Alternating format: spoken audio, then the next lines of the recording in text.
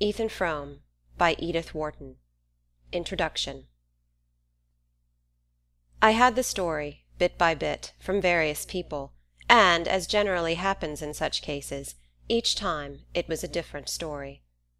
If you know Starkfield, Massachusetts, you know the post office. If you know the post office, you must have seen Ethan Frome drive up to it, drop the reins on his hollow-backed bay, and drag himself across the brick pavement to the white colonnade, and you must have asked who he was. It was there that, several years ago, I saw him for the first time, and the sight pulled me up sharp. Even then he was the most striking figure in Starkfield, though he was but the ruin of a man. It was not so much his great height that marked him, for the natives were easily singled out by their lank longitude from the stockier foreign breed. It was the careless, powerful look he had, in spite of a lameness checking each step like the jerk of a chain. There was something bleak and unapproachable in his face, and he was so stiffened and grizzled that I took him for an old man, and was surprised to hear that he was not more than 52. I had this from Harmon Gow, who had driven the stage from Bettsbridge to Starkfield in pre-trolley days, and knew the chronicle of all the families on his line. "He's looked that way ever since he had his smash-up, and that's 24 years ago come next February," Harmon threw out between reminiscent pauses. The smash-up it was, I gathered from the same informant, which, besides drawing the red gash across Ethan Frome's forehead, had so shortened and warped his right side that it cost him a visible effort to take the few steps from his buggy to the post-office window. He used to drive in from his farm every day at about noon, and as that was my own hour for fetching my mail, I often passed him in the porch, or stood beside him while we waited on the motions of the distributing hand behind the grating. I noticed that, though he came so punctually, he seldom received anything but a copy of the Bettsbridge Eagle, which he put without a glance into his sagging pocket. At intervals, however, the postmaster would hand him an envelope addressed to Mrs. Zenobia or Mrs. Zena Frome, and usually bearing conspicuously in the upper left-hand corner the address of some manufacturer of patent medicine and the name of his specific. These documents my neighbour would also pocket without a glance, as if too much used to them to wonder at their number and variety, and would then turn away with a silent nod to the postmaster. Everyone in Starkfield knew him, and gave him a greeting tempered to his own grave mien, but his taciturnity was respected, and it was only on rare occasions that one of the older men of the place detained him for a word. When this happened, he would listen quietly, his blue eyes on the speaker's face, and answer in so low a tone that his words never reached me. Then he would climb stiffly into his buggy, gather up the reins in his left hand, and drive slowly away in the direction of his farm. "It was a pretty bad smash-up?" I questioned Harmon, looking after Frome's retreating figure, and thinking how gallantly his lean brown head, with its shock of light hair, must have sat on his strong shoulders before they were bent out of shape. "Worst kind," my informant assented. "More'n enough to kill most men. But the Fromes are tough. Ethan'll likely touch 100. "Good God!" I exclaimed. At the moment, Ethan Frome, after climbing to his seat, had leaned over to assure himself of the security of a wooden box, also with the druggist's label on it, which he had placed in the back of the buggy, and I saw his face as it probably looked when he thought himself alone. That man touch 100? He looks as if he was dead and in hell now. Harmon drew a slab of tobacco from his pocket, cut off a wedge, and pressed it into the leather pouch of his cheek. "Guess he's been in Starkfield too many winters. Most of the smart ones get away." "Why didn't he?" "Somebody had to stay and care for the folks. There warn't ever anybody but Ethan. First his father, then his mother, then his wife." "And then the smash-up?" Harmon chuckled sardonically. "That's so. He had to stay then." "I see. And since then they've had to care for him?" Harmon thoughtfully passed his tobacco to the other cheek. "Oh, as to that, I guess it's always Ethan done the caring." Though Harmon Gow developed the tale as far as his mental and moral reach permitted, there were perceptible gaps between his facts, and I had the sense that the deeper meaning of the story was in the gaps. But one phrase stuck in my memory, and served as the nucleus about which I grouped my subsequent inferences. Guess he's been in Starkfield too many winters." Before my own time there was up I had learned to know what that meant. Yet I had come in the degenerate day of trolley, bicycle, and rural delivery, when communication was easy between the scattered mountain villages, and the bigger towns in the valleys, such as Bettsbridge and Shadd's Falls, had libraries, theatres, and Y.M.C.A. halls to which the youth of the hills could descend for recreation. But when winter shut down on Starkfield, and the village lay under a sheet of snow perpetually renewed from the pale skies, I began to see what life there, or rather its negation, must have been in Ethan Frome's young manhood.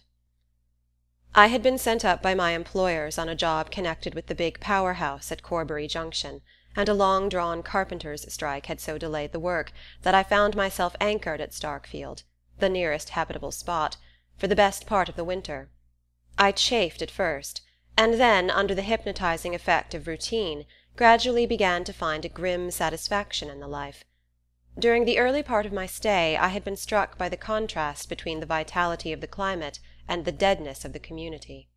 Day by day, after the December snows were over, a blazing blue sky poured down torrents of light and air on the white landscape, which gave them back in an intenser glitter.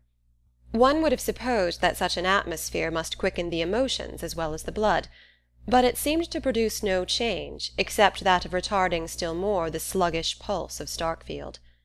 When I had been there a little longer, and had seen this phase of crystal clearness followed by long stretches of sunless cold, when the storms of February had pitched their white tents about the devoted village, and the wild cavalry of March winds had charged down to their support, I began to understand why Starkfield emerged from its 6-month siege like a starved garrison capitulating without quarter. 20 years earlier the means of resistance must have been far fewer, and the enemy in command of almost all the lines of access between the beleaguered villages, and considering these things I felt the sinister force of Harmon's phrase, "Most of the smart ones get away." But if that were the case, how could any combination of obstacles have hindered the flight of a man like Ethan Frome? During my stay at Starkfield I lodged with a middle-aged widow, colloquially known as Mrs. Ned Hale. Mrs. Hale's father had been the village lawyer of the previous generation, and "Lawyer Varnum's house," where my landlady still lived with her mother, was the most considerable mansion in the village. It stood at one end of the main street, its classical portico and small-paned windows looking down a flagged path between Norway spruces to the slim white steeple of the Congregational Church. It was clear that the Varnum fortunes were at the ebb, but the two women did what they could to preserve a decent dignity, and Mrs. Hale, in particular, had a certain wan refinement not out of keeping with her pale, old-fashioned house. In the "best parlour," with its black horsehair and mahogany weakly illuminated by a gurgling carcel lamp, I listened every evening to another and more delicately shaded version of the Starkfield Chronicle. It was not that Mrs. Ned Hale felt, or affected, any social superiority to the people about her. It was only that the accident of a finer sensibility and a little more education had put just enough distance between herself and her neighbours to enable her to judge them with detachment. She was not unwilling to exercise this faculty, and I had great hopes of getting from her the missing facts of Ethan Frome's story, or rather such a key to his character as should coordinate the facts I knew. Her mind was a storehouse of innocuous anecdote, and any question about her acquaintances brought forth a volume of detail. But on the subject of Ethan Frome I found her unexpectedly reticent. There was no hint of disapproval in her reserve. I merely felt in her an insurmountable reluctance to speak of him or his affairs, a low "Yes, I knew them both. It was awful," seeming to be the utmost concession that her distress could make to my curiosity. So marked was the change in her manner, such depths of sad initiation did it imply, that, with some doubts as to my delicacy, I put the case anew to my village oracle, Harmon Gow, but got for my pains only an uncomprehending grunt. Ruth Varnum was always as nervous as a rat. And come to think of it, she was the first one to see him after they was picked up. It happened right below Lawyer Varnum's, down at the bend of the Corbury Road, just round about the time that Ruth got engaged to Ned Hale. The young folks was all friends, and I guess she just can't bear to talk about it. She's had troubles enough of her own. All the dwellers in Starkfield, as in more notable communities, had had troubles enough of their own to make them comparatively indifferent to those of their neighbours, and though all conceded that Ethan Frome's had been beyond the common measure, no one gave me an explanation of the look in his face which, as I persisted in thinking, neither poverty nor physical suffering could have put there.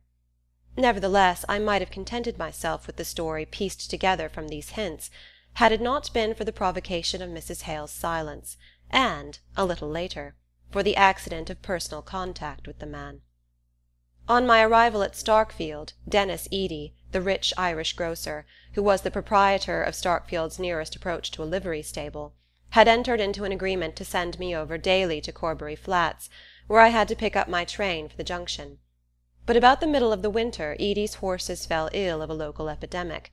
The illness spread to the other Starkfield stables, and for a day or two I was put to it to find a means of transport. Then Harmon Gow suggested that Ethan Frome's bay was still on his legs, and that his owner might be glad to drive me over. I stared at the suggestion. Ethan Frome? But I've never even spoken to him. Why on earth should he put himself out for me? Harmon's answer surprised me still more. I don't know as he would, but I know he wouldn't be sorry to earn $1.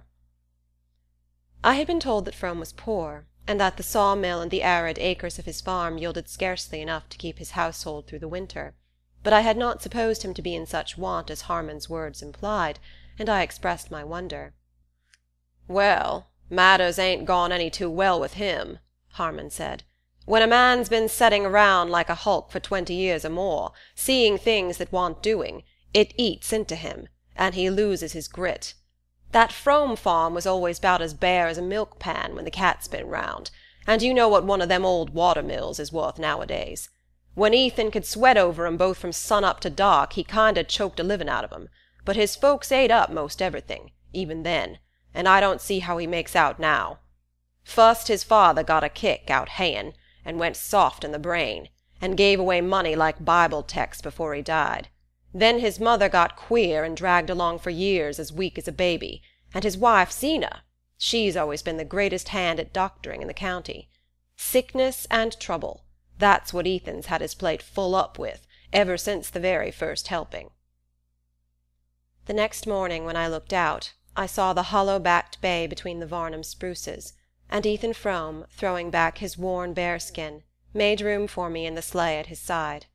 After that, for a week, he drove me over every morning to Corbury Flats, and on my return in the afternoon met me again and carried me back through the icy night to Starkfield. The distance each way was barely 3 miles, but the old bay's pace was slow, and even with firm snow under the runners we were nearly an hour on the way. Ethan Frome drove in silence, the reins loosely held in his left hand, his brown-seamed profile, under the helmet-like peak of the cap, relieved against the banks of snow like the bronze image of a hero. He never turned his face to mine, or answered, except in monosyllables, the questions I put, or such slight pleasantries as I ventured. He seemed a part of the mute, melancholy landscape, an incarnation of its frozen woe, with all that was warm and sentient in him fast bound below the surface. But there was nothing unfriendly in his silence.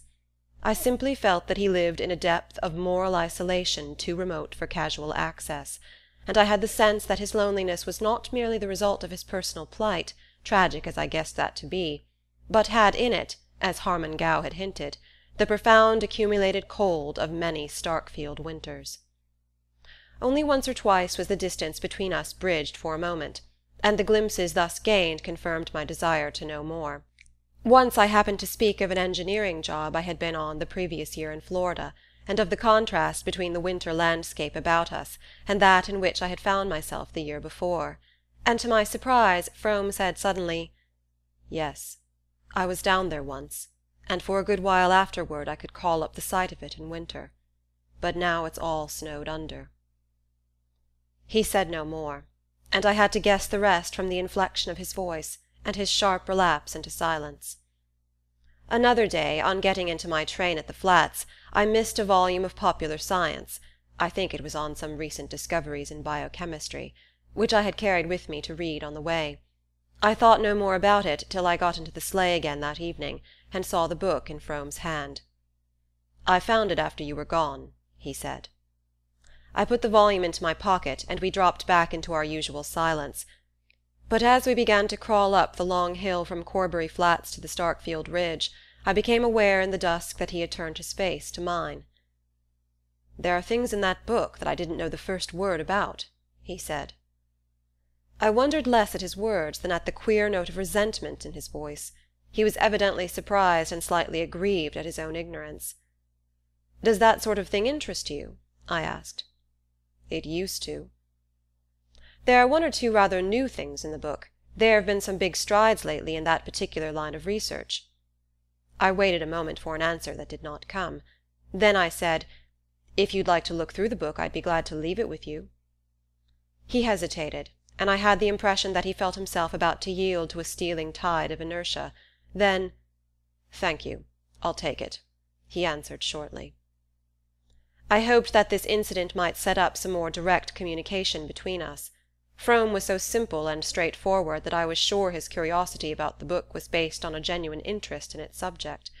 Such tastes and acquirements in a man of his condition made the contrast more poignant between his outer situation and his inner needs, and I hoped that the chance of giving expression to the latter might at least unseal his lips. But something in his past history, or in his present way of living, had apparently driven him too deeply into himself for any casual impulse to draw him back to his kind. At our next meeting he made no allusion to the book, and our intercourse seemed fated to remain as negative and one-sided as if there had been no break in his reserve. Frome had been driving me over to the Flats for about a week, when one morning I looked out of my window into a thick snowfall. The height of the white waves massed against the garden fence and along the wall of the church showed that the storm must have been going on all night, and that the drifts were likely to be heavy in the open. I thought it probable that my train would be delayed, but I had to be at the power-house for an hour or two that afternoon, and I decided, if Frome turned up, to push through to the Flats and wait there till my train came in. I don't know why I put it in the conditional, however, for I never doubted that Frome would appear. He was not the kind of man to be turned from his business by any commotion of the elements, and at the appointed hour his sleigh glided up through the snow like a stage apparition behind thickening veils of gauze. I was getting to know him too well to express either wonder or gratitude at his keeping his appointment, but I exclaimed in surprise as I saw him turn his horse in a direction opposite to that of the Corbury road. "The railroad's blocked by a freight train that got stuck in a drift below the Flats," he explained, as we jogged off into the stinging whiteness. "But look here, where are you taking me, then?" "Straight to the junction, by the shortest way," he answered, pointing up Schoolhouse Hill with his whip. "To the junction? In this storm? Why, it's a good 10 miles." "The bay'll do it if you give him time. You said you had some business there this afternoon. I'll see you get there." He said it so quietly that I could only answer, "You're doing me the biggest kind of favour." "That's all right," he rejoined. Abreast of the schoolhouse the road forked, and we dipped down a lane to the left, between hemlock boughs bent inward to their trunks by the weight of the snow. I had often walked that way on Sundays, and knew that the solitary roof showing through bare branches near the bottom of the hill was that of Frome's sawmill. It looked exanimate enough, with its idle wheel looming above the black stream dashed with yellow-white spume, and its cluster of sheds sagging under their white load. Frome did not even turn his head as we drove by, and still in silence we began to mount the next slope. About a mile farther, on a road I had never travelled, we came to an orchard of starved apple-trees writhing over a hillside among outcroppings of slate that nuzzled up through the snow like animals pushing out their noses to breathe. Beyond the orchard lay a field or two, their boundaries lost under drifts, and above the fields, huddled against the white immensities of land and sky, one of those lonely New England farmhouses that make the landscape lonelier. "That's my place," said Frome, with a sideways jerk of his lame elbow, and in the distress and oppression of the scene I did not know what to answer. The snow had ceased, and a flash of watery sunlight exposed the house on the slope above us in all its plaintive ugliness. The black wraith of a deciduous creeper flapped from the porch, and the thin wooden walls, under their worn coat of paint, seemed to shiver in the wind that had risen with the ceasing of the snow. "The house was bigger in my father's time. I had to take down the L a while back," Frome continued, checking with a twitch of the left rein the bay's evident intention of turning in through the broken-down gate. I saw then that the unusually forlorn and stunted look of the house was partly due to the loss of what is known in New England as the L, that long, deep-roofed adjunct usually built at right angles to the main house, and connecting it, by way of storerooms and tool-house, with the woodshed and cow-barn; whether because of its symbolic sense, the image it presented of a life linked with the soil, and enclosing in itself the chief sources of warmth and nourishment, or whether merely because of the consolatory thought that it enables the dwellers in that harsh climate to get to their morning's work without facing the weather, it is certain that the L, rather than the house itself, seems to be the centre, the actual hearthstone of the New England farm.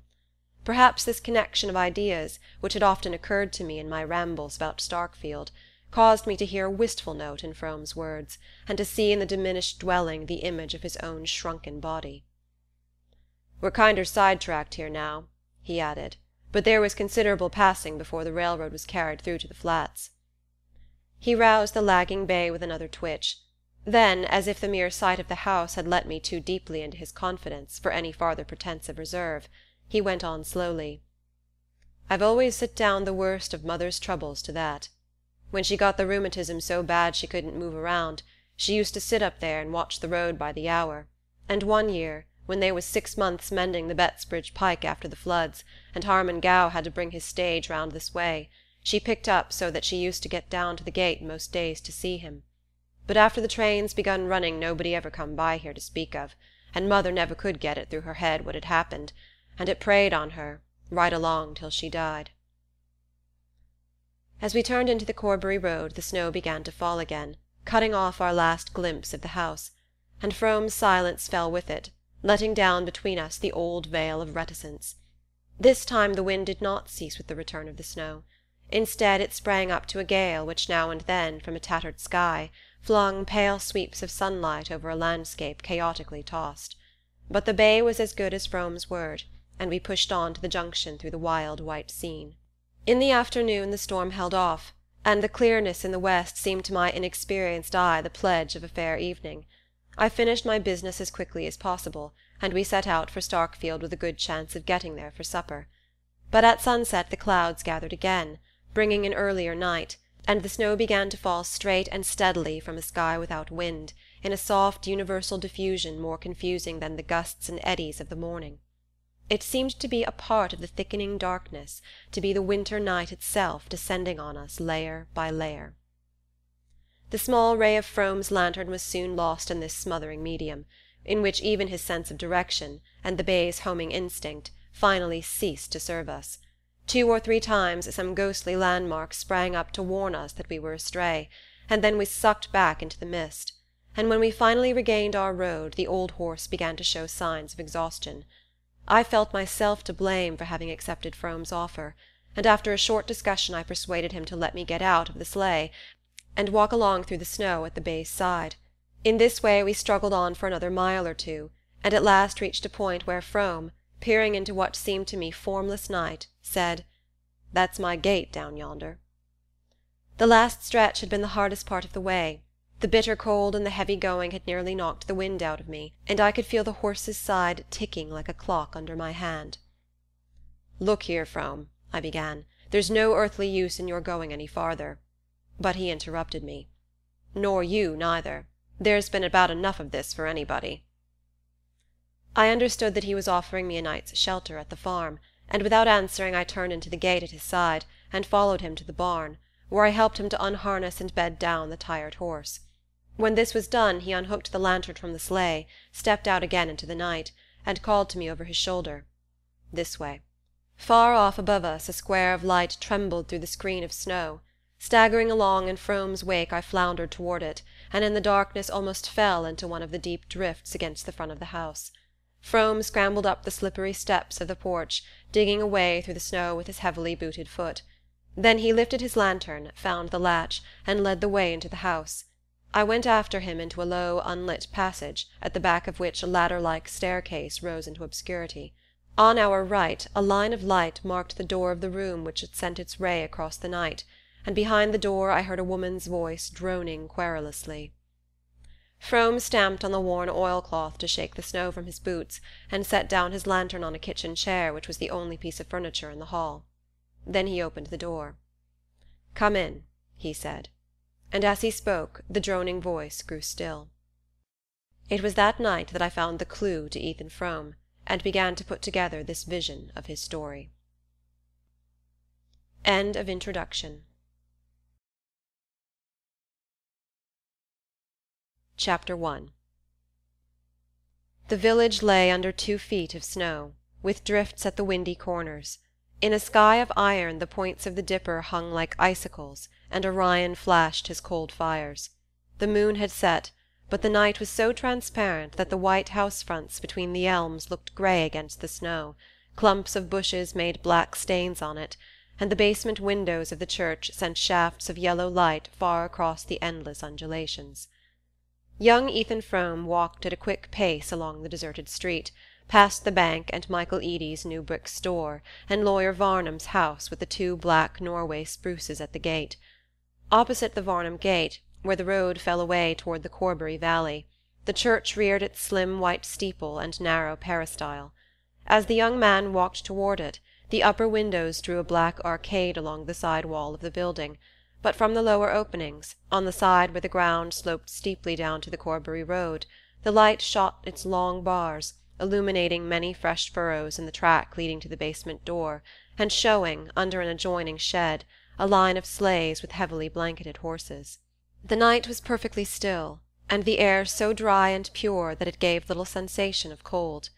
The effect produced on Frome was rather of a complete absence of atmosphere, as though nothing less tenuous than ether intervened between the white earth under his feet and the metallic dome overhead.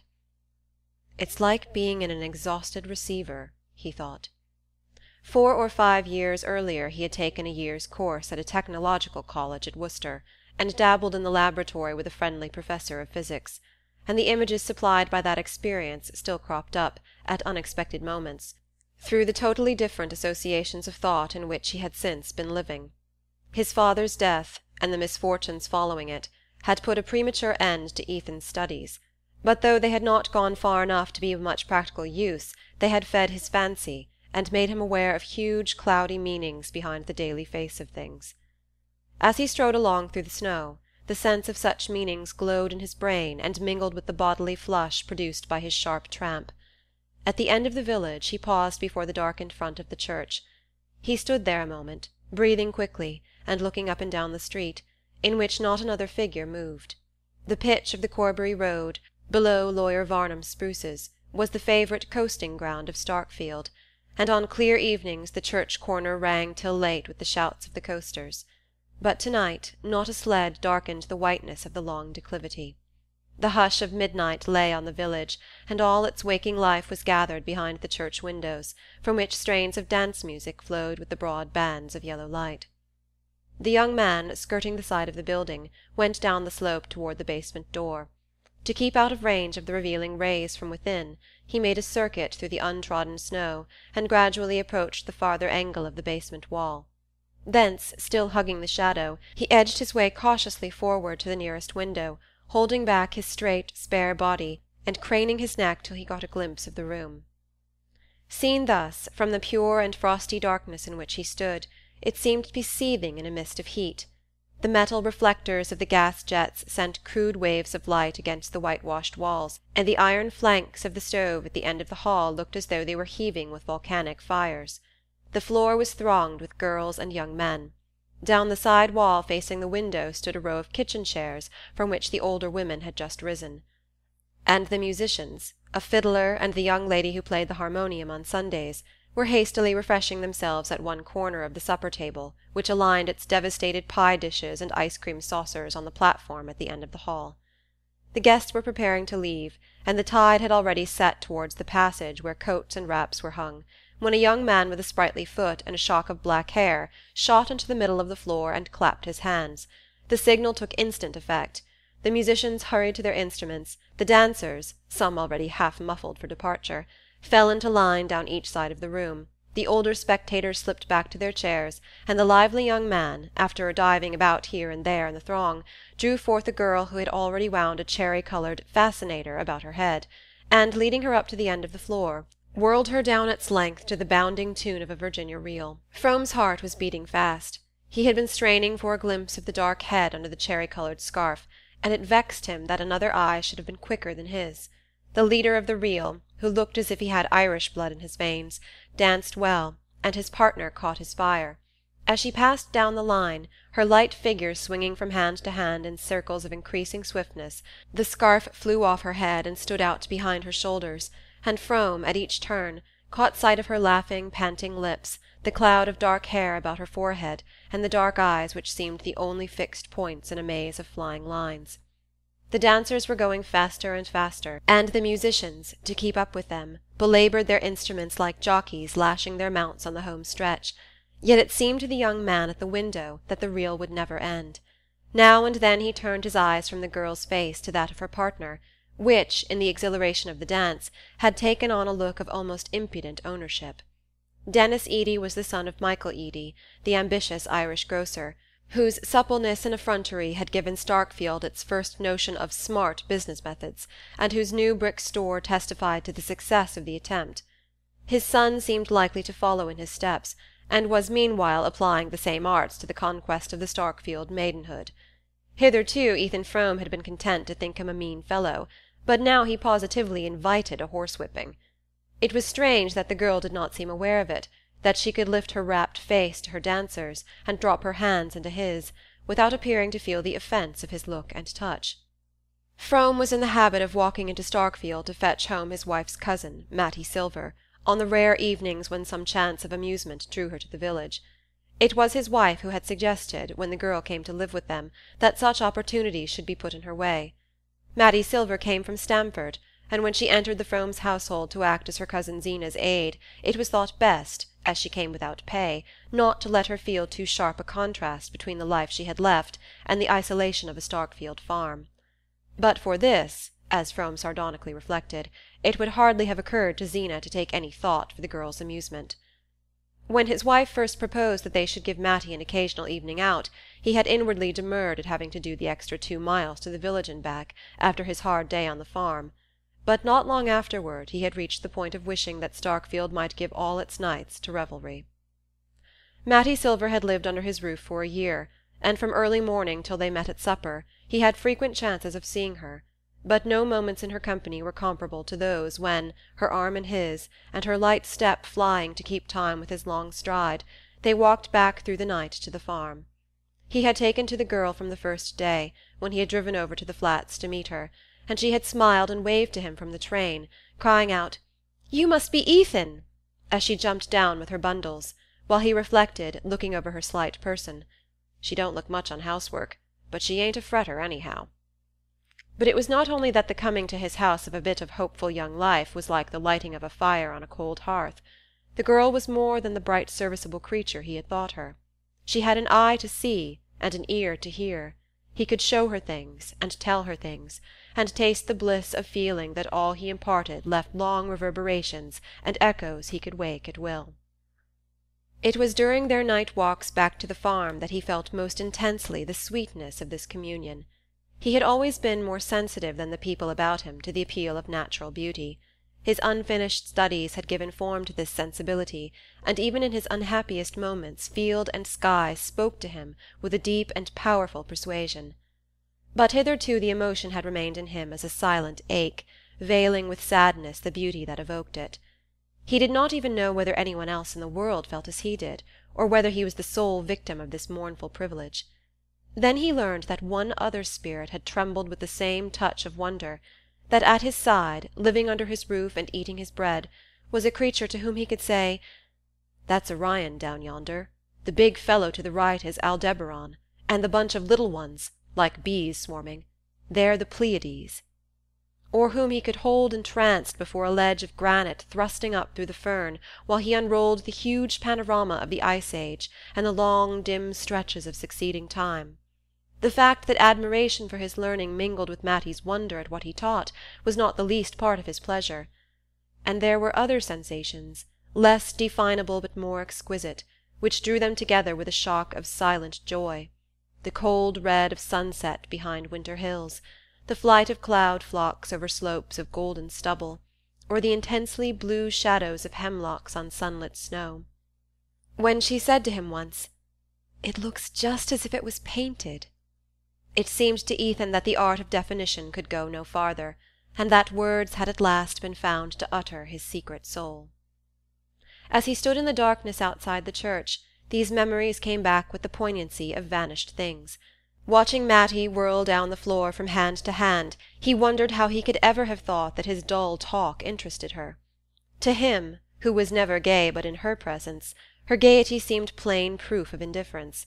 The face she lifted to her dancers was the same which, when she saw him, always looked like a window that has caught the sunset. He even noticed 2 or 3 gestures which, in his fatuity, he had thought she kept for him. A way of throwing her head back when she was amused, as if to taste her laugh before she let it out, and a trick of sinking her lids slowly when anything charmed or moved her. The sight made him unhappy, and his unhappiness roused his latent fears. His wife had never shown any jealousy of Mattie, but of late she had grumbled increasingly over the housework, and found oblique ways of attracting attention to the girl's inefficiency. Zeena had always been what Starkfield called sickly, and Frome had to admit that, if she were as ailing as she believed, she needed the help of a stronger arm than the one which lay so lightly in his during the night walks to the farm. Mattie had no natural turn for housekeeping, and her training had done nothing to remedy the defect. She was quick to learn, but forgetful and dreamy, and not disposed to take the matter seriously. Ethan had an idea that if she were to marry a man she was fond of, the dormant instinct would awake, and her pies and biscuits become the pride of the county. But domesticity in the abstract did not interest her. At first she was so awkward that he could not help laughing at her, but she laughed with him, and that made them better friends. He did his best to supplement her unskilled efforts, getting up earlier than usual to light the kitchen fire, carrying in the wood overnight, and neglecting the mill for the farm that he might help her about the house during the day. He even crept down on Saturday nights to scrub the kitchen floor after the women had gone to bed, and Zeena, one day, had surprised him at the churn and had turned away silently, with one of her queer looks.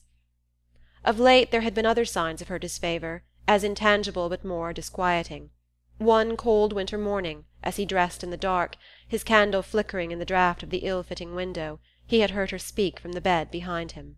"The doctor don't want I should be left without anybody to do for me," she said in her flat whine. He had supposed her to be asleep, and the sound of her voice had startled him, though she was given to abrupt explosions of speech after long intervals of secretive silence. He turned and looked at her where she lay indistinctly outlined under the dark calico quilt, her high-boned face taking a greyish tinge from the whiteness of the pillow. "Nobody to do for you?" he repeated. "If you say you can't afford a hired girl when Mattie goes." Frome turned away again, and taking up his razor stooped to catch the reflection of his stretched cheek in the blotched looking-glass above the washstand. "Why on earth should Mattie go?" "Well, when she gets married, I mean." His wife's drawl came from behind him. "Oh, she'd never leave us as long as you needed her," he returned, scraping hard at his chin. "I wouldn't ever have it said that I stood in the way of a poor girl like Mattie marrying a smart fellow like Dennis Eady," Zeena answered, in a tone of plaintive self-effacement. Ethan, glaring at his face in the glass, threw his head back to draw the razor from ear to chin. His hand was steady, but the attitude was an excuse for not making an immediate reply. "And the doctor don't want I should be left without anybody," Zeena continued. "He wanted I should speak to you about a girl he's heard about that might come." Ethan laid down the razor and straightened himself with a laugh. "Dennis Eady? If that's all, I guess there's no such hurry to look round for a girl." "Well, I'd like to talk to you about it," said Zeena obstinately. He was getting into his clothes in fumbling haste. "All right, but I haven't got the time now. I'm late as it is," he returned, holding his old silver turnip watch to the candle. Zeena, apparently accepting this as final, lay watching him in silence while he pulled his suspenders over his shoulders and jerked his arms into his coat, but as he went toward the door she said, suddenly and incisively, "I guess you're always late. Now you shave every morning." That thrust had frightened him more than any vague insinuations about Denis Eady. It was a fact that since Mattie Silver's coming he had taken to shaving every day, but his wife always seemed to be asleep when he left her side in the winter darkness, and he had stupidly assumed that she would not notice any change in his appearance. Once or twice in the past he had been faintly disquieted by Zenobia's way of letting things happen without seeming to remark them, and then, weeks afterward, in a casual phrase, revealing that she had all along taken her notes and drawn her inferences. Of late, however, there had been no room in his thoughts for such vague apprehensions. Zena herself, from an oppressive reality, had faded into an unsubstantial shade. All his life was lived in the sight and sound of Mattie Silver, and he could no longer conceive of its being otherwise. But now, as he stood outside the church, and saw Mattie spinning down the floor with Denis Eady, a throng of disregarded hints and menaces wove their cloud about his brain. End of Chapter 1. Chapter 2. As the dancers poured out of the hall, Frome, drawing back behind the projecting storm door, watched the segregation of the grotesquely muffled groups, in which a moving lantern ray now and then lit up a face flushed with food and dancing. The villagers, being afoot, were the first to climb the slope to the main street, while the country neighbours packed themselves more slowly into the sleighs under the shed. "Ain't you ridin', Mattie?" a woman's voice called back from the throng about the shed, and Ethan's heart gave a jump. From where he stood he could not see the persons coming out of the hall till they had advanced a few steps beyond the wooden sides of the storm door. But through its cracks he heard a clear voice answer, "Mercy, no, not on such a night." She was there, then, close to him, only a thin board between. In another moment she would step forth into the night, and his eyes, accustomed to the obscurity, would discern her as clearly as though she stood in daylight. A wave of shyness pulled him back into the dark angle of the wall, and he stood there in silence instead of making his presence known to her. It had been one of the wonders of their intercourse that from the first time she, the quicker, finer, more expressive, instead of crushing him by the contrast, had given him something of her own ease and freedom, but now he felt as heavy and loutish as in his student days, when he had tried to jolly the Worcester girls at a picnic. He hung back, and she came out alone and paused within a few yards of him. She was almost the last to leave the hall, and she stood looking uncertainly about her as if wondering why he did not show himself. Then a man's figure approached, coming so close to her that under their formless wrappings they seemed merged in one dim outline. "Gentleman friend gone back on you? Say, Matt, that's tough. No, I wouldn't be mean enough to tell the other girls. I ain't as low down as that." How Frome hated his cheap banter. "But look-a-here, ain't it lucky I got the old man's cutter down there waiting for us?" Frome heard the girl's voice, gaily incredulous. "What on earth's your father's cutter doing down there?" "Why, waiting for me to take a ride. I got the roan colt, too. I kinder knew I'd want to take a ride tonight." Edie, in his triumph, tried to put a sentimental note into his bragging voice. The girl seemed to waver, and Frome saw her twirl the end of her scarf irresolutely about her fingers. Not for the world would he have made a sign to her, though it seemed to him that his life hung on her next gesture. "Hold on a minute while I unhitch the colt," Denis called to her, springing towards the shed. She stood perfectly still, looking after him, in an attitude of tranquil expectancy, torturing to the hidden watcher. Frome noticed that she no longer turned her head from side to side, as though peering through the night for another figure. She let Denis Eady lead out the horse, climb into the cutter, and fling back the bearskin to make room for her at his side. Then, with a swift motion of flight, she turned about and darted up the slope toward the front of the church. "Good-bye! Hope you'll have a lovely ride," she called back to him over her shoulder. Denis laughed and gave the horse a cut that brought him quickly abreast of her retreating figure. "Come along, get in quick. It's as slippery as thunder on this turn," he cried, leaning over to reach out a hand to her. She laughed back at him. "Good night, I'm not getting in." By this time they had passed beyond Frome's earshot, and he could only follow the shadowy pantomime of their silhouettes as they continued to move along the crest of the slope above him. He saw Edie, after a moment, jump from the cutter and go toward the girl with the reins over one arm. The other he tried to slip through hers, but she eluded him nimbly, and Frome's heart, which had swung out over a black void, trembled back to safety. A moment later he heard the jingle of departing sleigh bells and discerned a figure advancing alone toward the empty expanse of snow before the church. In the black shade of the Varnum spruces he caught up with her, and she turned back with a quick "Oh!" "Think I'd forgotten you, Matt?" he asked with sheepish glee. She answered seriously, "I thought maybe you couldn't come back for me." "Couldn't? What on earth could stop me?"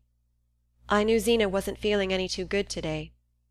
"Oh, she's in bed long ago." He paused, a question struggling in him. "Then you meant to walk home all alone?"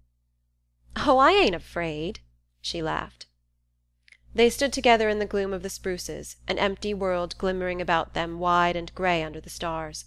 He brought his question out. "If you thought I hadn't come, why didn't you ride back with Denis Eady?" "Why, where were you? How did you know? I never saw you."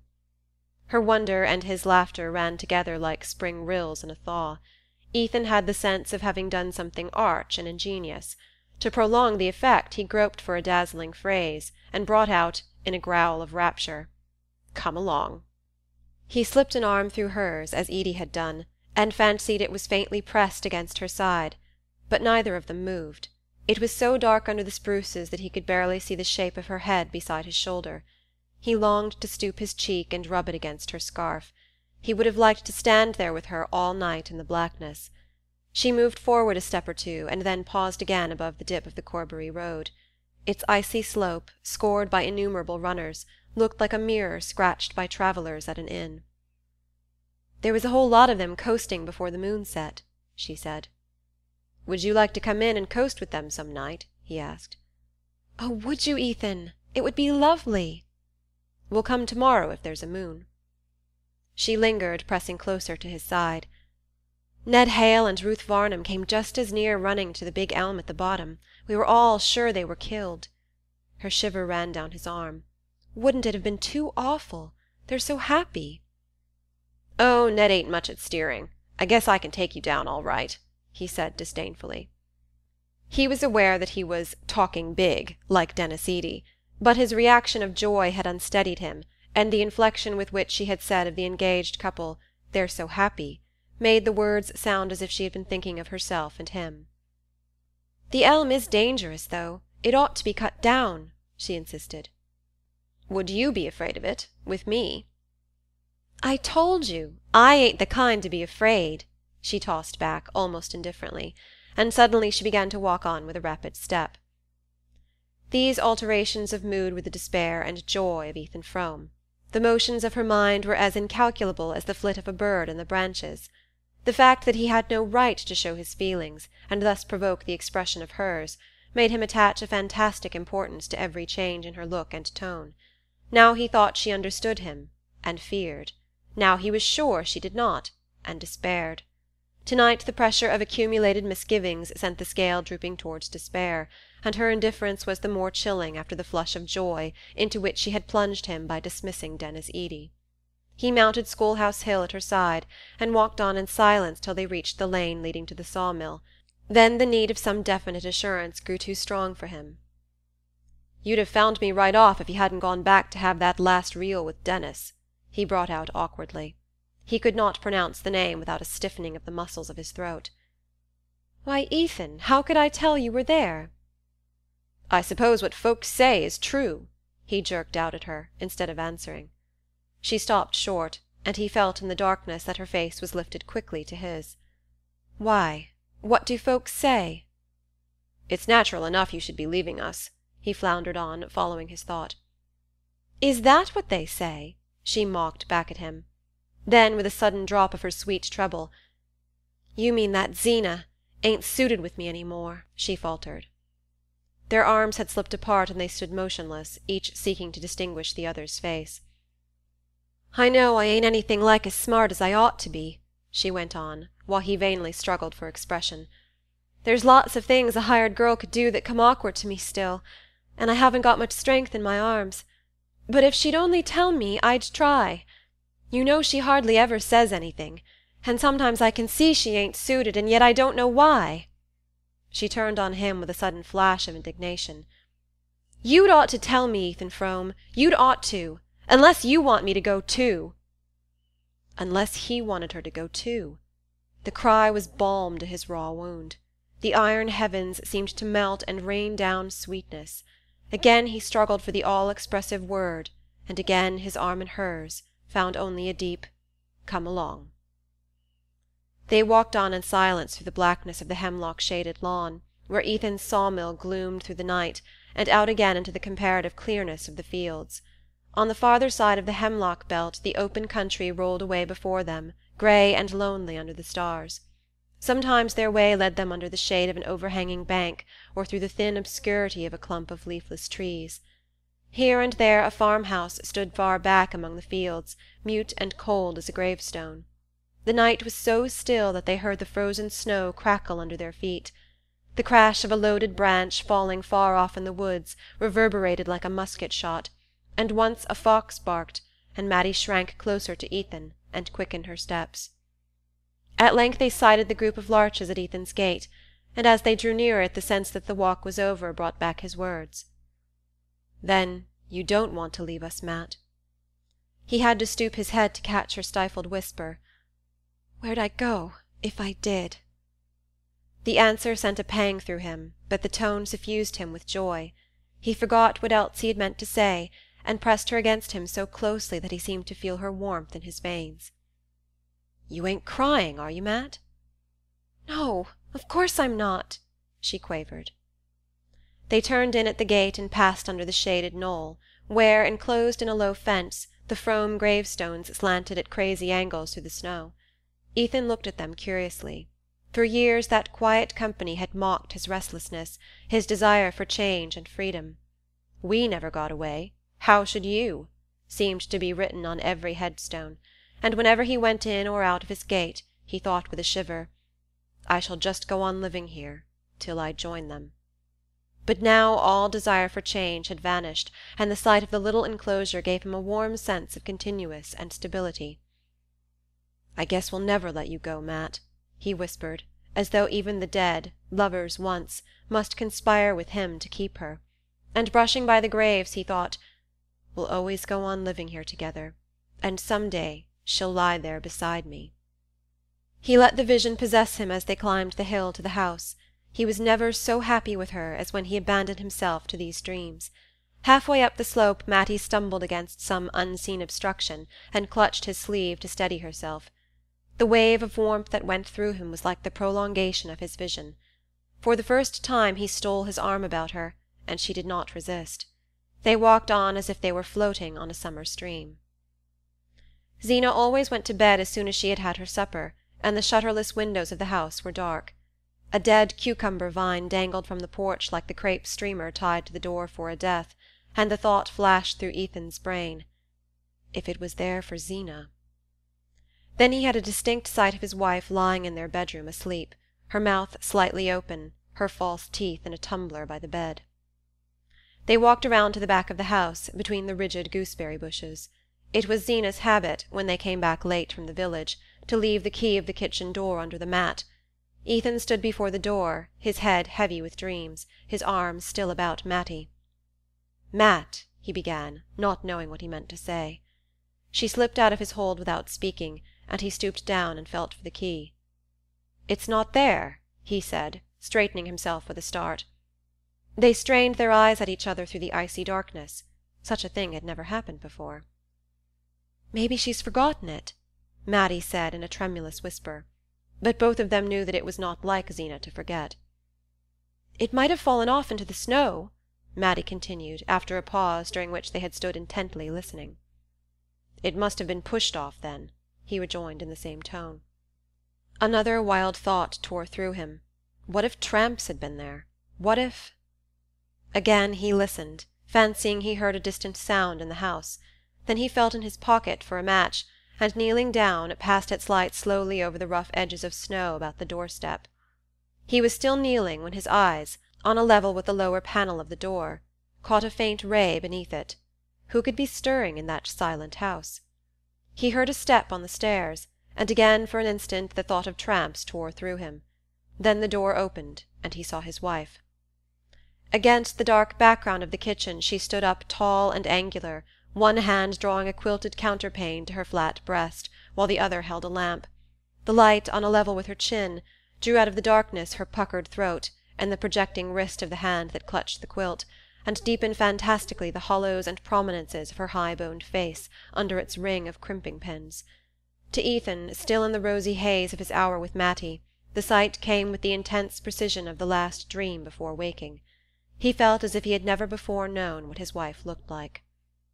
She drew aside without speaking, and Mattie and Ethan passed into the kitchen, which had the deadly chill of a vault after the dry cold of the night. "Guess you forgot about us, Zeena," Ethan joked, stamping the snow from his boots. "No. I just felt so mean I couldn't sleep." Mattie came forward, unwinding her wraps, the colour of the cherry scarf in her fresh lips and cheeks. "I'm so sorry, Zeena. Isn't there anything I can do?" "No, there's nothing." Zeena turned away from her. "You might 'a' shook off that snow outside," she said to her husband. She walked out of the kitchen ahead of them, and pausing in the hall raised the lamp at arm's length, as if to light them up the stairs. Ethan paused also, affecting to fumble for the peg on which he hung his coat and cap. The doors of the two bedrooms faced each other across the narrow upper landing, and tonight it was peculiarly repugnant to him that Mattie should see him follow Zeena. "I guess I won't come up yet awhile," he said, turning as if to go back to the kitchen. Zeena stopped short and looked at him. "For the land's sake, what you got to do down here?" "I've got the mill accounts to go over." She continued to stare at him, the flame of the unshaded lamp bringing out with microscopic cruelty the fretful lines of her face. "At this time o' night? You'll catch your death. The fire's out long ago." Without answering he moved away toward the kitchen. As he did so his glance crossed Mattie's, and he fancied that a fugitive warning gleamed through her lashes. The next moment they sank to her flushed cheeks, and she began to mount the stairs ahead of Zeena. "That's so. It is powerful cold down here," Ethan assented, and with lowered head he went up in his wife's wake, and followed her across the threshold of their room. End of Chapter 2. Chapter 3. There was some hauling to be done at the lower end of the woodlot, and Ethan was out early the next day. The winter morning was as clear as crystal. The sunrise burned red in a pure sky, the shadows on the rim of the woodlot were darkly blue, and beyond the white and scintillating fields patches of far-off forest hung like smoke. It was in the early morning stillness, when his muscles were swinging to their familiar task and his lungs expanding with long draughts of mountain air, that Ethan did his clearest thinking. He and Zeena had not exchanged a word after the door of their room had closed on them. She had measured out some drops from a medicine bottle on a chair by the bed, and, after swallowing them, and wrapping her head in a piece of yellow flannel, had lain down with her face turned away.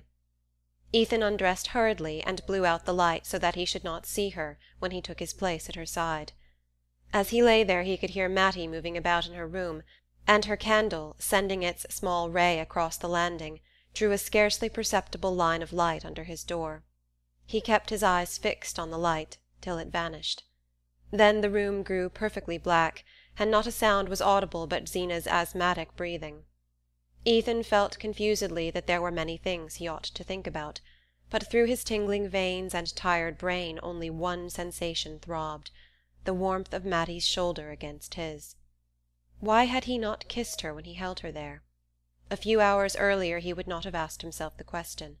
Even a few minutes earlier, when they had stood alone outside the house, he would not have dared to think of kissing her. But since he had seen her lips in the lamplight, he felt that they were his. Now, in the bright morning air, her face was still before him. It was part of the sun's red and of the pure glitter on the snow. How the girl had changed since she had come to Starkfield! He remembered what a colourless slip of a thing she had looked the day he had met her at the station. And all the first winter, how she had shivered with cold when the northerly gales shook the thin clapboards, and the snow beat like hail against the loose-hung windows. He had been afraid that she would hate the hard life, the cold and loneliness, but not a sign of discontent escaped her. Zeena took the view that Mattie was bound to make the best of Starkfield, since she hadn't any other place to go to. But this did not strike Ethan as conclusive. Zeena, at any rate, did not apply the principle in her own case. He felt all the more sorry for the girl because misfortune had, in a sense, indentured her to them. Mattie Silver was the daughter of a cousin of Zenobia Frome's, who had inflamed his clan with mingled sentiments of envy and admiration by descending from the hills to Connecticut, where he had married a Stamford girl and succeeded to her father's thriving drug business. Unhappily, Orrin Silver, a man of far-reaching aims, had died too soon to prove that the end justifies the means. His accounts revealed merely what the means had been, and these were such that it was fortunate for his wife and daughter that his books were examined only after his impressive funeral.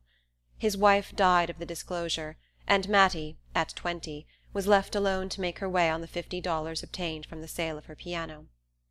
For this purpose her equipment, though varied, was inadequate. She could trim a hat, make molasses candy, recite "Curfew Shall Not Ring Tonight," and play "The Lost Chord" and a potpourri from Carmen. When she tried to extend the field of her activities in the direction of stenography and bookkeeping, her health broke down, and 6 months on her feet behind the counter of a department store did not tend to restore it. Her nearest relations had been induced to place their savings in her father's hands, and though after his death they ungrudgingly acquitted themselves of the Christian duty of returning good for evil by giving his daughter all the advice at their disposal, they could hardly be expected to supplement it by material aid. But when Zenobia's doctor recommended her looking about for some one to help her with the housework, the clan instantly saw the chance of exacting a compensation from Mattie. Zenobia, though doubtful of the girl's efficiency, was tempted by the freedom to find fault without much risk of losing her. And so Mattie came to Starkfield. Zenobia's fault-finding was of the silent kind, but not the less penetrating for that. During the first months Ethan alternately burned with the desire to see Mattie defy her and trembled with fear of the result. Then the situation grew less strained. The pure air and the long summer hours in the open gave back life and elasticity to Mattie, and Zeena, with more leisure to devote to her complex ailments, grew less watchful of the girl's omissions, so that Ethan, struggling on under the burden of his barren farm and failing sawmill, could at least imagine that peace reigned in his house. There was really, even now, no tangible evidence to the contrary, but since the previous night a vague dread had hung on his skyline. It was formed of Zeena's obstinate silence, of Mattie's sudden look of warning, of the memory of just such fleeting imperceptible signs as those which told him, on certain stainless mornings, that before night there would be rain. His dread was so strong that, manlike, he sought to postpone certainty. The hauling was not over till midday, and as the lumber was to be delivered to Andrew Hale, the Starkfield builder, it was really easier for Ethan to send Jotham Powell, the hired man, back to the farm on foot, and drive the load down to the village himself. He had scrambled up on the logs and was sitting astride of them, close over his shaggy greys, when, coming between him and their streaming necks, he had a vision of the warning look that Mattie had given him the night before. "If there's going to be any trouble, I want to be there," was his vague reflection, and he threw to Jotham the unexpected order to unhitch the team and lead them back to the barn. It was a slow trudge home through the heavy fields, and when the two men entered the kitchen, Mattie was lifting the coffee from the stove, and Zeena was already at the table. Her husband stopped short at sight of her. Instead of her usual calico wrapper and knitted shawl, she wore her best dress of brown merino, and above her thin strands of hair, which still preserved the tight undulations of the crimping pins, rose a hard perpendicular bonnet, as to which Ethan's clearest notion was that he had to pay $5 for it at the Bettsbridge Emporium. On the floor beside her stood his old valise and a bandbox wrapped in newspapers. "Why, where are you going, Zeena?" he exclaimed. "I've got my shooting pains so bad that I'm going over to Bettsbridge to spend the night with Aunt Martha Pierce and see that new doctor," she answered in a matter-of-fact tone, as if she had said she was going into the store-room to take a look at the preserves, or up to the attic to go over the blankets. In spite of her sedentary habits, such abrupt decisions were not without precedent in Zeena's history. Twice or thrice before she had suddenly packed Ethan's valise and started off to Bettsbridge, or even Springfield, to seek the advice of some new doctor, and her husband had grown to dread these expeditions because of their cost. Zeena always came back laden with expensive remedies, and her last visit to Springfield had been commemorated by her paying $20 for an electric battery of which she had never been able to learn the use. But for the moment his sense of relief was so great as to preclude all other feelings. He had now no doubt that Zena had spoken the truth in saying, the night before, that she had sat up because she felt too mean to sleep. Her abrupt resolve to seek medical advice showed that, as usual, she was wholly absorbed in her health. As if expecting a protest, she continued plaintively, "If you're too busy with the hauling, I presume you can let Jotham Powell drive me over with the sorrel in time to catch the train at the Flats." Her husband hardly heard what she was saying. During the winter months there was no stage between Starkfield and Bettsbridge, and the trains which stopped at Corbury Flats were slow and infrequent. A rapid calculation showed Ethan that Zena could not be back at the farm before the following evening. "If I'd supposed you'd 'a' made any objection to Jotham Powell's driving me over," she began again, as though his silence had implied refusal. On the brink of departure she was always seized with a flux of words. "All I know is," she continued, "I can't go on the way I am much longer. The pains are clear away down to my ankles now, or I'd 'a' walked into Starkfield on my own feet, sooner'n put you out, and asked Michael Eady to let me ride over on his wagon to the Flats, when he sends to meet the train that brings his groceries. I'd 'a' had 2 hours to wait in the station, but I'd sooner 'a' done it, even with this cold, than to have you say—" "Of course Jotham'll drive you over," Ethan roused himself to answer. He became suddenly conscious that he was looking at Mattie while Zena talked to him, and with an effort he turned his eyes to his wife. She sat opposite the window, and the pale light reflected from the banks of snow made her face look more than usually drawn and bloodless, sharpened the 3 parallel creases between ear and cheek, and drew querulous lines from her thin nose to the corners of her mouth. Though she was but 7 years her husband's senior, and he was only 28, she was already an old woman.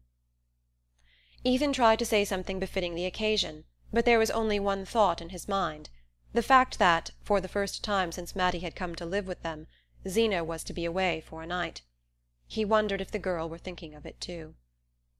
He knew that Zena must be wondering why he did not offer to drive her to the Flats and let Jotham Powell take the lumber to Starkfield, and at first he could not think of a pretext for not doing so.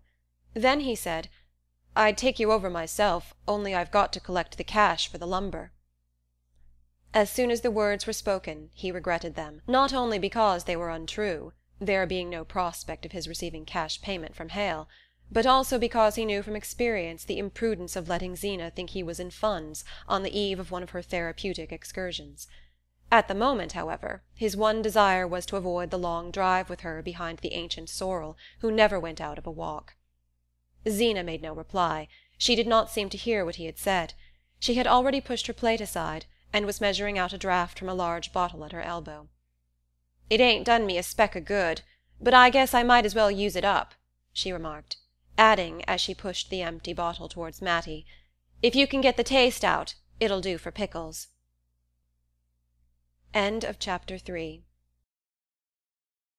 Chapter 4. As soon as his wife had driven off, Ethan took his coat and cap from the peg. Mattie was washing up the dishes, humming one of the dance tunes of the night before. He said, "So long, Matt," and she answered gaily, "So long, Ethan," and that was all. It was warm and bright in the kitchen. The sun slanted through the south window on the girl's moving figure, on the cat dozing in a chair, and on the geraniums brought in from the doorway, where Ethan had planted them in the summer to "make a garden" for Mattie. He would have liked to linger on, watching her tidy up and then settle down to her sewing, but he wanted still more to get the hauling done and be back at the farm before night. All the way down to the village he continued to think of his return to Mattie. The kitchen was a poor place, not spruce and shining as his mother had kept it in his boyhood, but it was surprising what a home-like look the mere fact of Zena's absence gave it. And he pictured what it would be like that evening, when he and Mattie were there after supper. For the first time they would be alone together indoors, and they would sit there, one on each side of the stove, like a married couple, he in his stocking feet and smoking his pipe, she laughing and talking in that funny way she had, which was always as new to him as if he had never heard her before. The sweetness of the picture, and the relief of knowing that his fears of trouble with Zena were unfounded, sent up his spirits with a rush, and he, who was usually so silent, whistled and sang aloud as he drove through the snowy fields. There was in him a slumbering spark of sociability which the long Starkfield winters had not yet extinguished. By nature grave and inarticulate, he admired recklessness and gaiety in others, and was warmed to the marrow by friendly human intercourse. At Worcester, though he had the name of keeping to himself and not being much of a hand at a good time, he had secretly gloried in being clapped on the back and hailed as "Old Eth" or "Old Stiff," and the cessation of such familiarities had increased the chill of his return to Starkfield. There the silence had deepened about him year by year. Left alone, after his father's accident, to carry the burden of farm and mill, he had had no time for convivial loiterings in the village, and when his mother fell ill, the loneliness of the house grew more oppressive than that of the fields. His mother had been a talker in her day, but after her trouble the sound of her voice was seldom heard, though she had not lost the power of speech. Sometimes, in the long winter evenings, when in desperation her son asked her why she didn't say something, she would lift a finger and answer, "Because I'm listening." And on stormy nights, when the loud wind was about the house, she would complain, if he spoke to her, "They're talking so out there that I can't hear you." It was only when she drew toward her last illness, and his cousin Zenobia Pierce came over from the next village to help him nurse her, that human speech was heard again in the house. After the mortal silence of his long imprisonment, Zeena's volubility was music in his ears. He felt that he might have gone like his mother if the sound of a new voice had not come to steady him. Zeena seemed to understand his case at a glance. She laughed at him for not knowing the simplest sick-bed duties, and told him to "go right along out," and leave her to see to things. The mere fact of obeying her orders, of feeling free to go about his business again, and talk with other men, restored his shaken balance and magnified his sense of what he owed her. Her efficiency shamed and dazzled him. She seemed to possess by instinct all the household wisdom that his long apprenticeship had not instilled in him.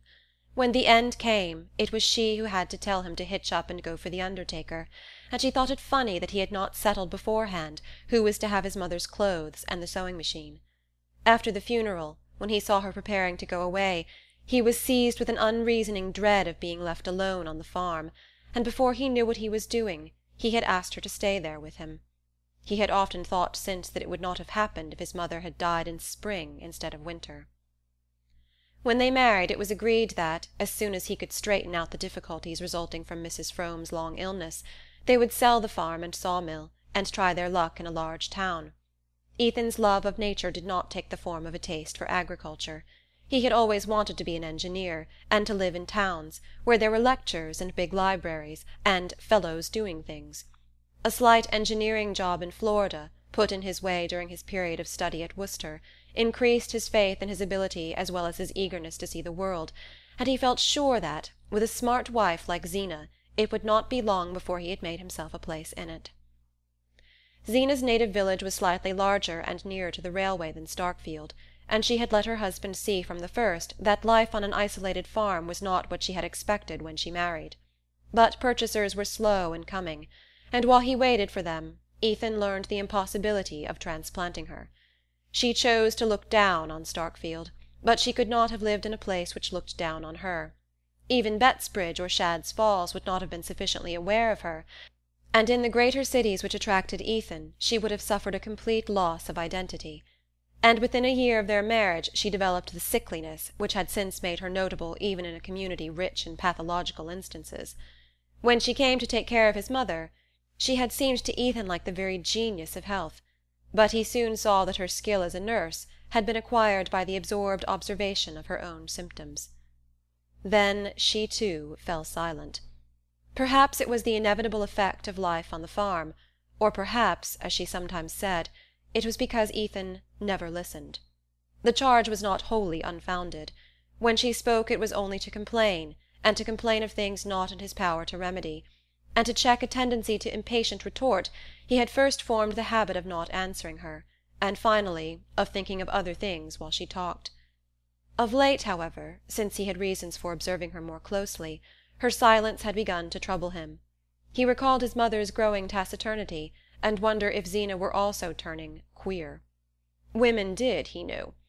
Zeena, who had at her fingers' ends the pathological chart of the whole region, had cited many cases of the kind while she was nursing his mother, and he himself knew of certain lonely farmhouses in the neighborhood where stricken creatures pined, and of others where sudden tragedy had come of their presence. At times, looking at Zeena's shut face, he felt the chill of such forebodings. At other times, her silence seemed deliberately assumed to conceal far-reaching intentions, mysterious conclusions drawn from suspicions and resentments impossible to guess. That supposition was even more disturbing than the other, and it was the one which had come to him the night before, when he had seen her standing in the kitchen door. Now her departure for Bettsbridge had once more eased his mind, and all his thoughts were on the prospect of his evening with Mattie. Only one thing weighed on him, and that was his having told Zeena that he was to receive cash for the lumber. He foresaw so clearly the consequences of this imprudence that, with considerable reluctance, he decided to ask Andrew Hale for a small advance on his load. When Ethan drove into Hale's yard, the builder was just getting out of his sleigh. "Hello, Eth," he said. "This comes handy." Andrew Hale was a ruddy man with a big grey moustache and a stubbly double chin unconstrained by a collar, but his scrupulously clean shirt was always fastened by a small diamond stud. This display of opulence was misleading, for though he did a fairly good business, it was known that his easy-going habits and the demands of his large family frequently kept him what Starkfield called "behind." He was an old friend of Ethan's family, and his house one of the few to which Zeena occasionally went, drawn there by the fact that Mrs. Hale, in her youth, had done more doctoring than any other woman in Starkfield, and was still a recognized authority on symptoms and treatment. Hale went up to the Greys and patted their sweating flanks. "Well, sir," he said, "you keep them two as if they was pets." Ethan set about unloading the logs, and when he had finished his job he pushed open the glazed door of the shed which the builder used as his office. Hale sat with his feet up on the stove, his back propped against a battered desk strewn with papers. The place, like the man, was warm, genial, and untidy. "Sit right down and thaw out," he greeted Ethan. The latter did not know how to begin, but at length he managed to bring out his request for an advance of $50. The blood rushed to his thin skin under the sting of Hale's astonishment. It was the builder's custom to pay at the end of 3 months, and there was no precedent between the two men for a cash settlement. Ethan felt that if he had pleaded an urgent need Hale might have made shift to pay him, but pride, and an instinctive prudence, kept him from resorting to this argument. After his father's death it had taken time to get his head above water, and he did not want Andrew Hale, or anyone else in Starkfield, to think he was going under again. Besides, he hated lying, and if he wanted the money he wanted it, and it was nobody's business to ask why. He therefore made his demand with the awkwardness of a proud man who will not admit to himself that he is stooping, and he was not much surprised at Hale's refusal. The builder refused genially, as he did everything else. He treated the matter as something in the nature of a practical joke, and wanted to know if Ethan meditated buying a grand piano or adding a cupola to his house, offering in the latter case to give his services free of cost. Ethan's arts were soon exhausted, and after an embarrassed pause he wished Hale good day and opened the door of the office. As he passed out the builder suddenly called after him, "See here, you ain't in a tight place, are you?" "Not a bit," Ethan's pride retorted before his reason had time to intervene. "Well, that's good, because I am, a shade. Fact is, I was going to ask you to give me a little extra time on that payment. Business is pretty slack, to begin with, and then I'm fixing up a little house for Ned and Ruth when they're married. I'm glad to do it for 'em, but it costs." His look appealed to Ethan for sympathy. "The young people like things nice. You know how it is yourself. It's not so long ago since you fixed up your own place for Zeena." Ethan left the Greys in Hale's stable and went about some other business in the village. As he walked away the builder's last phrase lingered in his ears, and he reflected grimly that his 7 years with Zeena seemed to Starkfield not so long. The afternoon was drawing to an end, and here and there a lighted pane spangled the cold grey dusk and made the snow look whiter. The bitter weather had driven everyone indoors, and Ethan had the long rural street to himself. Suddenly he heard the brisk play of sleigh bells and a cutter passed him, drawn by a free-going horse. Ethan recognized Michael Eady's roan colt, and young Denis Eady, in a handsome new fur cap, leaned forward and waved a greeting. "Hello, Eth!" he shouted, and spun on. The cutter was going in the direction of the Frome farm, and Ethan's heart contracted as he listened to the dwindling bells. What more likely than that Denis Eady had heard of Zeena's departure for Bettsbridge, and was profiting by the opportunity to spend an hour with Mattie? Ethan was ashamed of the storm of jealousy in his breast. It seemed unworthy of the girl that his thoughts of her should be so violent. He walked on to the church corner and entered the shade of the Varnum spruces, where he had stood with her the night before. As he passed into their gloom, he saw an indistinct outline just ahead of him. At his approach it melted for an instant into two separate shapes, and then conjoined again, and he heard a kiss, and a half-laughing "Oh!" provoked by the discovery of his presence. Again the outline hastily disunited, and the Varnum gate slammed on one half, while the other hurried on ahead of him. Ethan smiled at the discomfiture he had caused. What did it matter to Ned Hale and Ruth Varnum if they were caught kissing each other? Everybody in Starkfield knew they were engaged. It pleased Ethan to have surprised a pair of lovers on the spot where he and Mattie had stood with such a thirst for each other in their hearts. But he felt a pang at the thought that these two need not hide their happiness. He fetched the greys from Hale's stable and started on his long climb back to the farm. The cold was less sharp than earlier in the day, and a thick, fleecy sky threatened snow for the morrow. Here and there a star prickled through, showing behind it a deep well of blue.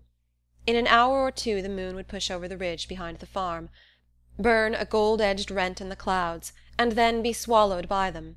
A mournful peace hung on the fields, as though they felt the relaxing grasp of the cold and stretched themselves in their long winter sleep. Ethan's ears were alert for the jingle of sleigh-bells, but not a sound broke the silence of the lonely road. As he drew near the farm he saw, through the thin screen of larches at the gate, a light twinkling in the house above him. "She's up in her room," he said to himself, "fixing herself up for supper." And he remembered Zeena's sarcastic stare when Mattie, on the evening of her arrival, had come down to supper with smoothed hair and a ribbon at her neck. He passed by the graves on the knoll and turned his head to glance at one of the older headstones, which had interested him deeply as a boy because it bore his name. Sacred to the memory of Ethan Frome and Endurance, his wife, who dwelled together in peace for 50 years. He used to think that 50 years sounded like a long time to live together, but now it seemed to him that they might pass in a flash. Then, with a sudden dart of irony, he wondered if, when their turn came, the same epitaph would be written over him and Zeena. He opened the barn door and craned his head into the obscurity, half fearing to discover Denis Eady's roan colt in the stall beside the sorrel.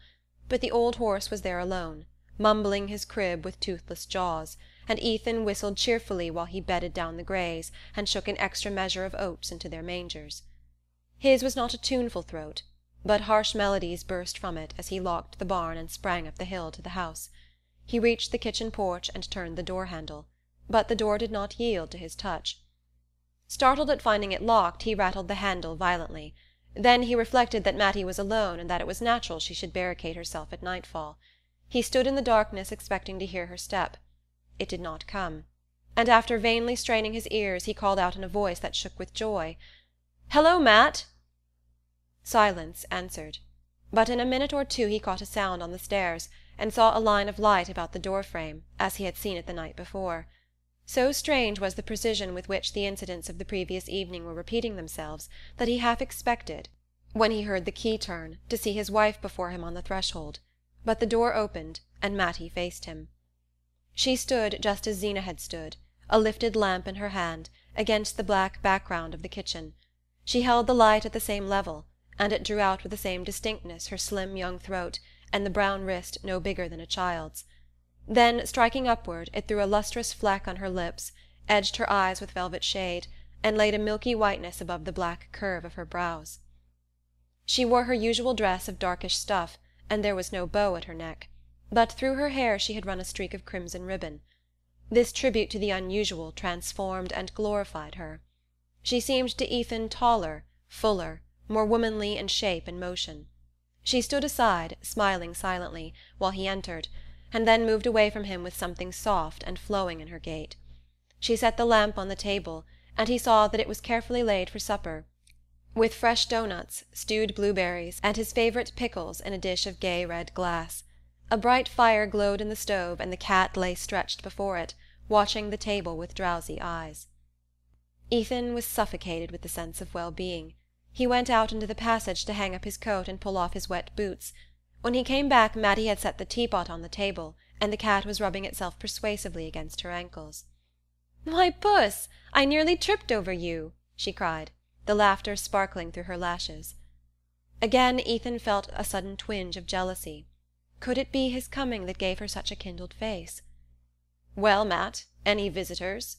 he threw off, stooping down carelessly to examine the fastening of the stove. She nodded and laughed.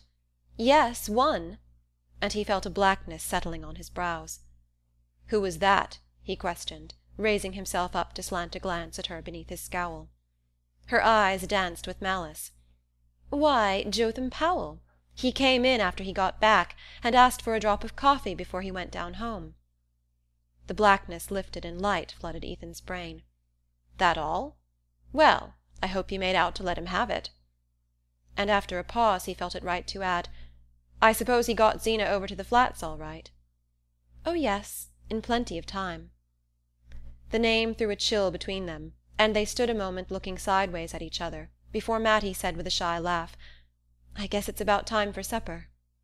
They drew their seats up to the table, and the cat, unbidden, jumped between them into Zeena's empty chair.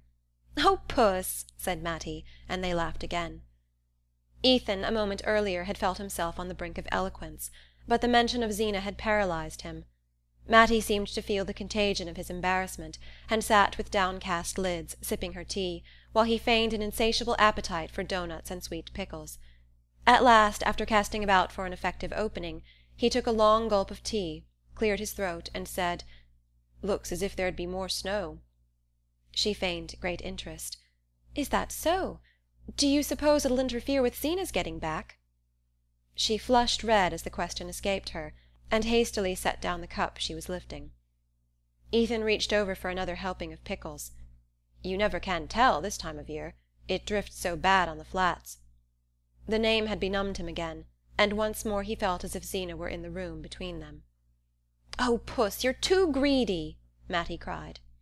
The cat, unnoticed, had crept up on muffled paws from Zeena's seat to the table, and was stealthily elongating its body in the direction of the milk jug, which stood between Ethan and Mattie. The two leaned forward at the same moment, and their hands met on the handle of the jug. Mattie's hand was underneath, and Ethan kept his clasped on it a moment longer than was necessary.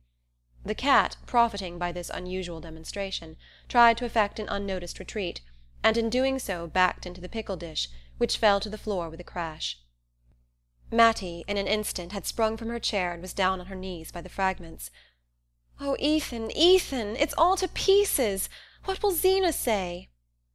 But this time his courage was up. "Well, she'll have to say it to the cat, anyway," he rejoined with a laugh, kneeling down at Mattie's side to scrape up the swimming pickles. She lifted stricken eyes to him. "Yes, but you see she never meant it should be used, not even when there was company, and I had to get up on the step-ladder to reach it down from the top shelf of the china closet, where she keeps it with all her best things, and of course she'll want to know why I did it." The case was so serious that it called forth all of Ethan's latent resolution. "She needn't know anything about it if you keep quiet. I'll get another just like it tomorrow. Where did it come from? I'll go to Shed's Falls for it if I have to." "Oh, you'll never get another one even there. It was a wedding present. Don't you remember? It came all the way from Philadelphia, from Zeena's aunt that married the minister. That's why she wouldn't ever use it. Oh, Ethan, Ethan, what in the world shall I do?" She began to cry, and he felt as if every one of her tears were pouring over him like burning lead. "Don't, Matt, don't, oh, don't!" he implored her. She struggled to her feet, and he rose and followed her helplessly while she spread out the pieces of glass on the kitchen dresser.